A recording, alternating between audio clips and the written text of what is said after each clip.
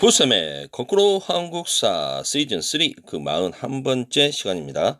이 시간에는 갑오 을미 개혁에 대해서 살펴보도록 하겠습니다.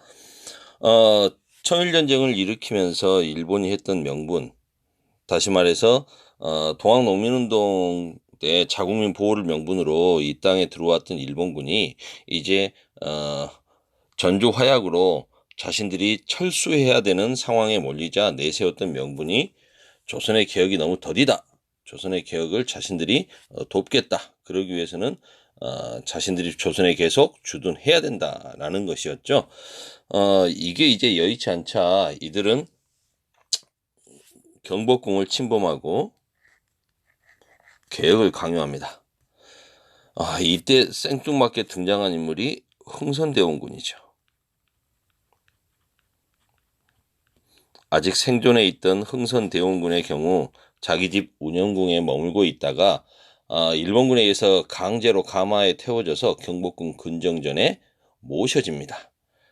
일본군이 이제 개혁을 민비 정권, 고종과 민씨 정권, 민비에게 맞서가지고 개혁을 추진하기 위한 얼굴마담으로 반외세의 상징이었던 흥선대원군을 내세웠다는 건 아이러니죠. 외세가 흥선대원군을 내세워 개혁을 명분 삼아 정권을 장악한 겁니다. 물론 이제 흥선대원군은 얼마 지나지 않아 당연히 얼굴 마담으로서의 효과가 끝나면 실각하겠죠. 먼저 그들은 우리가 전주화약 때 동학농민군과 조선정부가 약속했던 게 무엇입니까? 개혁을 하겠다는 거죠. 패전 개혁을 하겠다는 건데 이 패전 개혁을 위해서 동학농민군은 집강소를 만들어서 개혁을 하고 정부도 개혁을 하기 위해서 교정청을 만들었지 않습니까? 이거부터 깨고 들어가는 거죠. 이건 개혁이 안 된다. 자신들이 원하는 방향으로 개혁을 하기 위해서는 이렇게 해야 된다. 이거 아니겠습니까? 그래서 정부에서 만들어놨던 교정청을 폐지합니다. 그리고 개혁을 총괄하기 위해서 군국 기무처를 설치하죠. 하지만 청일전쟁을 일으킨 일본은 우리나라 내정에 간섭할 만한 여건이 되지 못했습니다. 그래서 오히려 군국 기무처의 조선인 관리들은 일본의 간섭을 최대한 배제하면서 자주적으로 개혁을 추진하려고 노력을 했죠. 그래서 1884년 개화파들이 주장했던 갑신정변의 개혁정강과 그 다음에 1894년 현재 동학농민군이 요구했던 패전개혁안의 요구를 적절히 반영해서 개혁을 추진합니다. 그 개혁의 주요 내용을 살펴보면 청나라로부터 분명히 자주적인 독립국이다.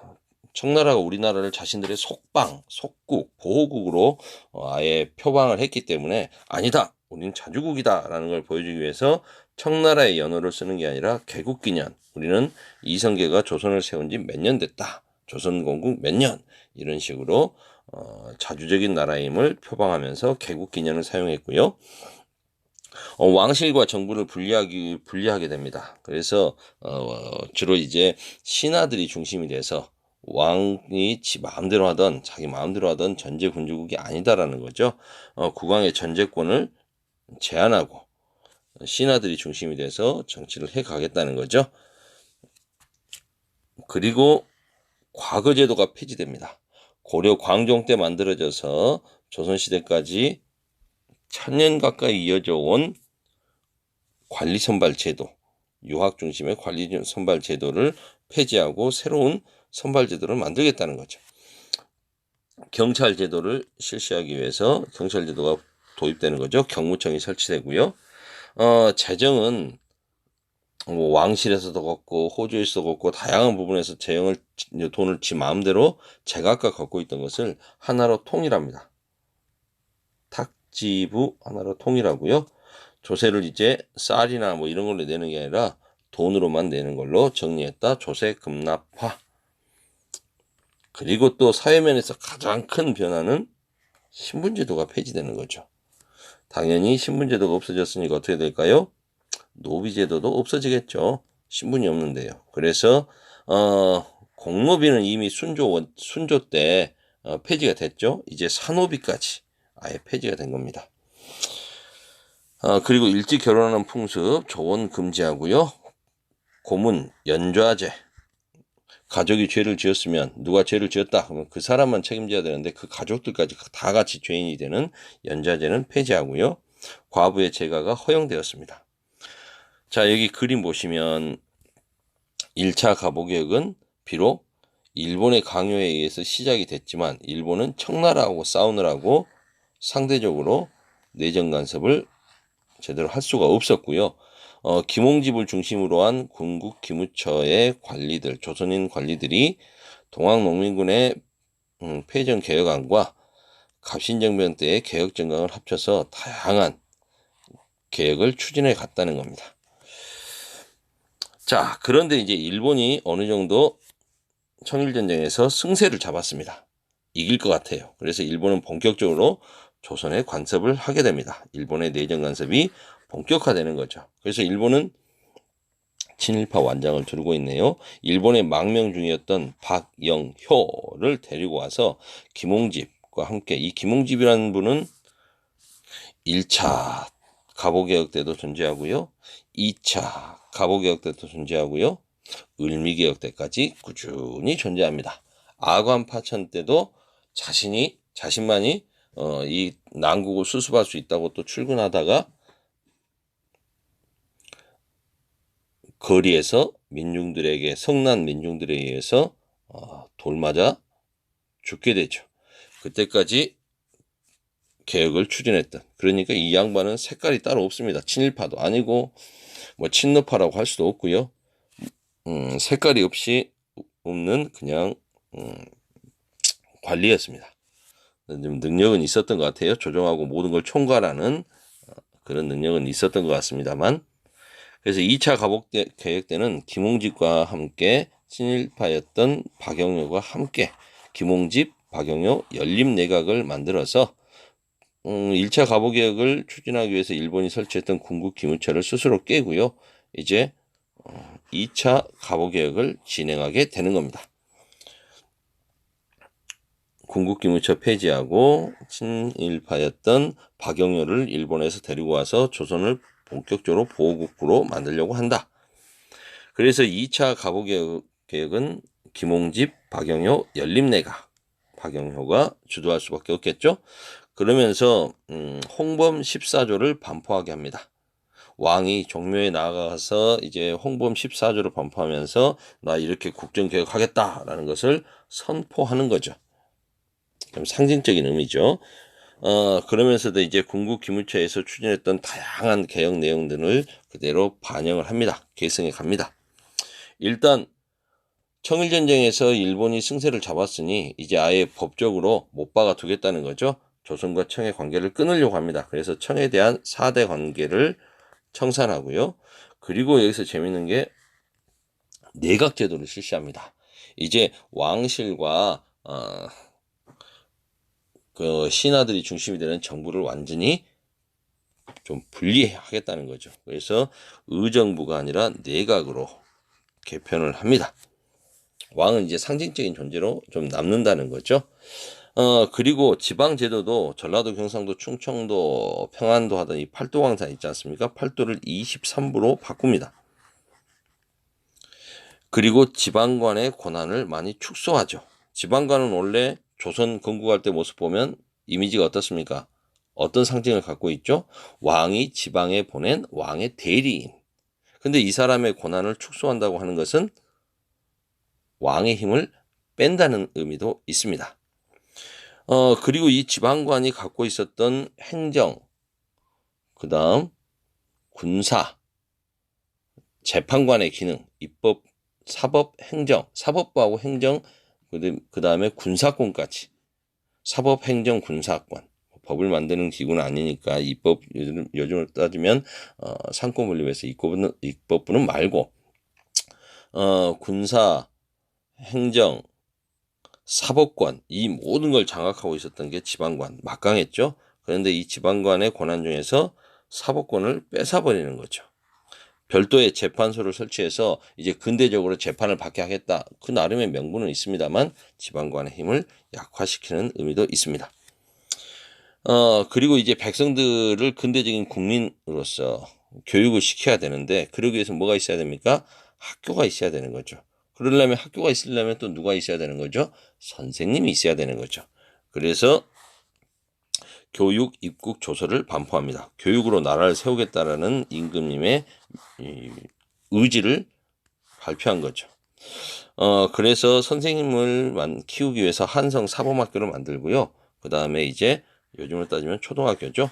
소학교를 설립하게 되는 겁니다. 그런데 청일전쟁이 끝났습니다. 일본이 아시다시피 요동반도, 랴오뚱반도와 타이완까지 자신들의 식민지로 만들고 청나라로부터 2억량이나 되는 어마어마한 배상금도 전쟁 배상금도 받게 되죠.